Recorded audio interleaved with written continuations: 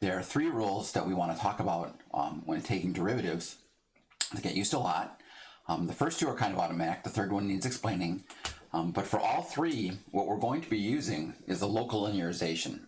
So let's talk about that for a second. Local linearization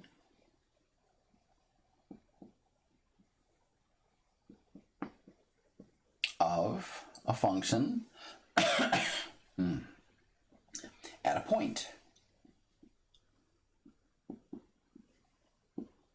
Now, we've actually used this a lot, but let's just draw a picture and we'll remind ourselves what's going on. There's a function, let's call it f of x. When we talk about derivative, we usually pick a point. Let's call that point A. And what we want is the slope of the tangent line there.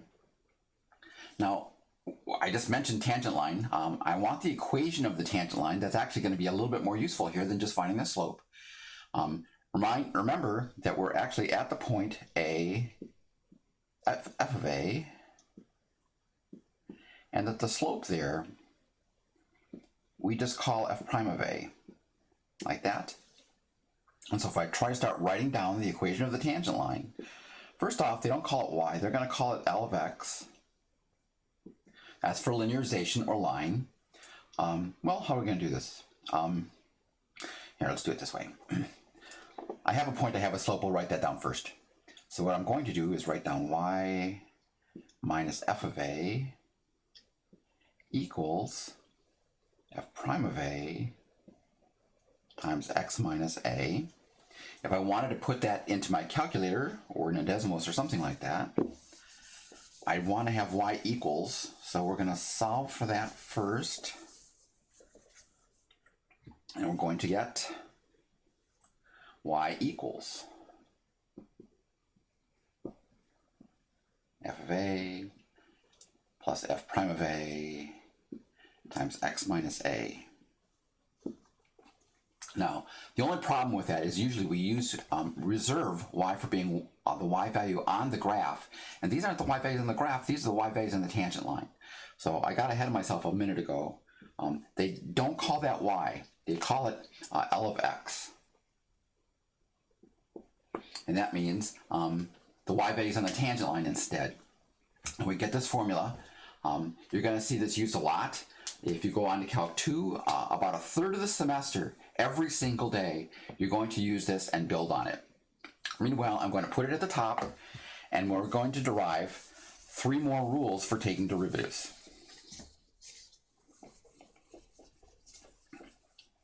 So putting it at the top, I'm going to write down that L of x equals f of a plus f prime of a times x minus a. And I'm just going to remind ourselves that in order to find the slope of the tangent line, what we want to do is find the line that looks more like the graph than any other line. That's this line, and then read off the slope. So let's do the sum rule first. So if someone says, I want the sum rule, how do you take the derivative of a sum? So the shorthand notation would be something like that. And the idea is we have to pick a point. So what we're going to do is we're just going to write down near x equals a.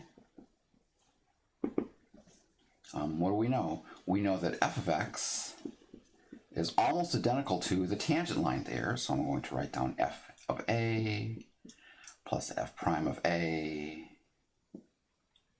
times x minus a. And remind ourselves that finding the slope of the tangent line to f of x just means looking at the line and then reading off the slope. G of x almost perfectly resembles, and by that I mean when you zoom in, you don't even see anything else, g of a plus g prime of a times x minus a, like this. And I'm just going to add both sides. And again, we're still at near x equals a. We're going to get f of x plus g of x is almost the same as, now these are the two constants, I'm going to add those together. We'll talk about those just for a second. F of a plus g of a. Now those don't affect the slope at all. they didn't affect the slope of the first one. I just ignored the constant term and I looked at the linear term. Same with the second. So this part right here has nothing to do with the slope. I'm now going to add the other two terms, and note that they both have an x minus a on it. So I'm going to pull the x minus a out and look at what's left. It's going to be f prime of a plus g prime of a, like that. Now, if someone says, what are we looking for? We're looking at this for the slope of the tangent line near x equals a. If I look at this right-hand side right here, that's a line. It's a constant plus a constant times an x. What's the slope? The slope is right here. And that says, look, if we're looking for the slope of the tangent line to a sum, all we need to know is the slope of the tangent line to the first one plus the slope of the tangent line to the second one. I'm going to write this as a conclusion up here, and then I'm going to erase everything. The slope of the tangent line to a sum is just the slope of the tangent line of the first one, the slope of the tangent line of the second. Now, usually that's something that people do automatically anyways, and I don't want to spend too much time doing it, except we have to set some precedent so that when we do products, we've got something to base it on. All right, that's the sum rule. You want to take the derivative of a sum, just to take the derivative of each and add them together. That's something that people usually do automatically. Let's put down another thing that people do automatically. This is the constant times f rule. So I want to take the derivative of a constant times a function. And usually people do the right thing, but I want to have something here. And so what we're going to do is we're going to say near x equals a, because when doing derivative, you always have to pick a point to find the slope of. We know that f of x is almost identical to its tangent line. You can see the equation at the top, f of a plus f prime of a times x minus a. By the way, how important is this local linearization? A couple of years ago, Michigan wanted to cancel our transferability of our Calc 1 class over to Michigan because they had heard that we weren't doing local linearizations. That's how important it was. They were wrong. We were doing them, but they are very important. Anyways, what do I want here? I don't want the slope of the tangent line to f. I already know that's f prime of a. I want the slope of the tangent line to a constant times f. So what I'm going to do is take our equation that we already know is true, and I'm just going to multiply everything by c. It's a constant, so we're going to write down c times f of x is equal to c times f of a plus c times f prime of a times x minus a, like that.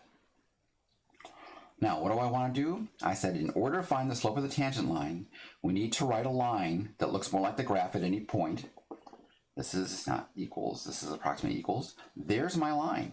How do I know that's a line? It's a constant plus a coefficient times an x. Now, what do I want? I want just the slope. Well, what is the slope of the tangent line to this function? It's just the slope of the original tangent line times constant. So what this says is if we want the slope of the tangent line to a constant times a function, all we need to know is the original slope and multiply by that constant. Now, writing that as a summary up here, we're just going to write this as, if I want the slope of the tangent line to cf, all I need to know is the slope of the tangent line times f, and then multiply by c. Now, in terms of rates of change, this makes a lot of sense. If we want to know how fast c times f is going up or down, all we have to know is how fast f is going up or down and multiply by the constant. In other words, if constant was 2, the function 2 times f is growing at twice how fast the original function was. Again, this is something that people usually do. This is overkill, but it's not overkill for the product rule, which is actually the one we're after, because the equation for this is very different than this. But this is how a person would have thought of it. I'm told this is probably how Newton actually did it. So here we go. What we want is we want to be able to multiply two functions together and find the slope. This is a lot more complicated. What I want to do, I want to say near x equals a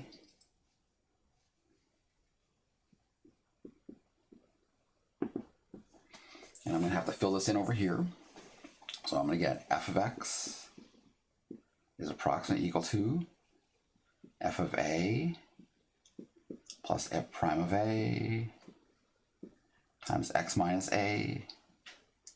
Now at this point I want to bring up that if you see proofs in a lot of books, they don't do it like this, but in order to do the problem the way they're doing it, they had to know the answer in advance, which I think when you're doing mathematics, saying, well, we're going to have this formula and know in advance what the formula is going to be, that's not how a human being thought of it. And that's what I at least want to have that process in hand. Meanwhile, I want g of x is approximately equal to g of a plus g prime of a times x minus a. Now remember, we're not adding, we're now multiplying, so we're going to get a big mess. So what I'm going to do is multiply f times g. So we're going to get f of a times g of a. Remember, that's a constant. There's no x in there at all. Now we have two terms that have an x minus a in it. I've got f prime of a, x minus a times g of a. That's going to have an x minus a in it. And I'm going to have g prime of a, x minus a times f of a. And we're just going to write this in the order that they usually write it. And I'm going to pull out the x minus a and put the x minus a way over here. But we're just foiling. And we're now multiplying the two middle terms. And what am I going to get? I'm going to get this one here. So I get f prime of a times g of a plus g prime of a times f of a. Now, what I've written down here is a line, which is great, except there's still more to go, right? I still have the x minus a times x minus a. I'm going to put it way over here, and I'm going to get f prime of a times g prime of a times x minus a quantity squared like that. And the problem is when you multiply two lines together, you get a parabola, right? And I want to explain what's going on. When we zoom in, we're still going to see a line, right? Now, when we zoom in, the FA, G of A is just the height of the dot. That's not the slope of the tangent line. We're just looking for the slope, so I don't have to worry about that. And the question is, when I zoom in, what happens to this? Well, let me give two explanations for this. X minus a squared, that's a pure parabola. This is the part that actually curves. This is the height of the line at that point. This involves the slope of the line because it's just the line part. This is the part that curves. When you zoom in, you won't even see this part. Now, the reason you won't see this part, by the way, is because if x is really close to a, then x minus a is tiny. And x minus a squared is like an order of magnitude smaller. So if this is so small that you can hardly see it, and then this is an order of magnitude smaller, you won't see the curving anymore. This is the part that you would see that provides the curving. You will not see it when you zoom in, and we're only interested in the tangent line. So what's left, actually, is that piece right there. The whole top line is just the tangent line. What we want is the slope. And what we see here is that the slope we're looking for is the first derivative times the second function, plus the second derivative times the first function. And this is known as the product rule because we're taking the derivative of a product. And I'm just going to write it as a conclusion up here. We're going to get f prime times g plus g prime times f like that.